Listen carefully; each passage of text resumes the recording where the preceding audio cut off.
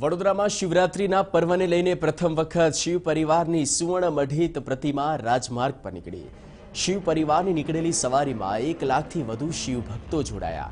વાડી વિસ્તારમાં આવેલા રણમુક્તેશ્વર મહાદેવજીના મંદિરથી સવારીનું પ્રસ્થાન કરવામાં આવ્યું। આ સવારીમાં વિવિધ 100થી વધુ ફ્લોટ્સ પણ જોડાયા।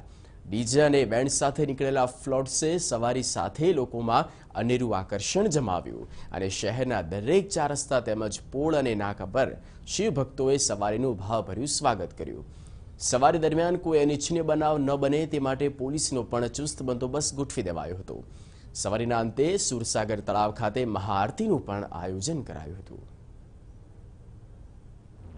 नंदी पर शिवजी बैठा हो, आगर पार्वती जी हो, गोद में गणेश जी हो, बाजू में कार्तिक जी हो, नारद जी हो। आ परिवार यात्रा छेल्ला 5 वर्षથી वडोदरा शहर राजमार्ग पर નીકળે છે। वडोदरा शहर शिवमय बनी गયું છે। શિવરાત્રીનો આ મહાપર્વ વડોદરામાં 150 વર્ષ જૂના કાશી વિશ્વનાથ મંદિરમાં વહેલી સવારથી જ ભાવિ ભક્તોની ભીડ ઉમટી। હર હર મહાદેવ અને બમ બમ ભોલેના નાદથી સમગ્ર મંદિર પરિસર ગુંજ્યું। આજના પાવન પર્વને લઈ ભાવિ ભક્તોએ ભોળાનાથને દૂધ, જળ, બિલીપત્ર, તલ અને શેરડીનો રસ ચડાવી ધન્યતા અનુભવી છે।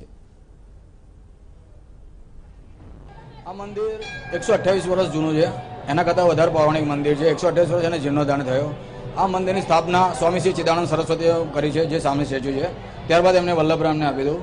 એ વલ્લભરામને દ્વારકાધીશની સ્થાપના કરી હતી।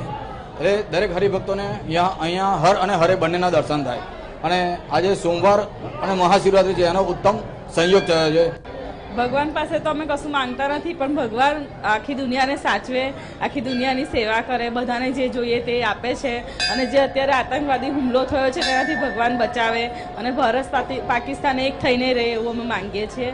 અને આજે જે મહાશિવરાત્રિનો પર્વ છે એ આપણે ઉજવીએ છીએ, તો ભગવાન શિવ બોલે સર્વને સદબુદ્ધિ આપે, સર્વને જ્ઞાન આપે અને સર્વની સાથે રહે અને સર્વને સુખી સંસાર આપે।